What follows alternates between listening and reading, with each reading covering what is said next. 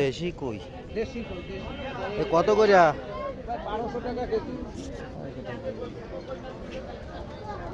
বড় কটা বাইছে নিলে? বড় করে বাইসে নিলে একটু ভাড়ায় দিতে হবে ভাইয়া। কত? 1500 টাকা যাবে। আরে তুই ওই দেখো অত কথা কইস না।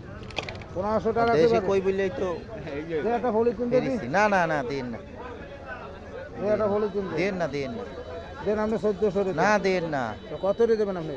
আমি তো 800 নিচে ফেলাইতে চাইলাম, 800 নিচে ফেলাইতে চাইলাম বড় কটা। দাম বেশি। 800 সব কইতে ভাই। আপনি নেবেন বড়টা বেশি। হ্যাঁ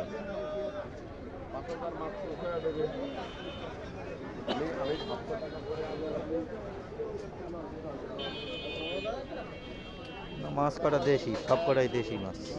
এটা শিওর, সব কটাই দেশি, এইটা শিওর, এতে কোনো ভুল নেই।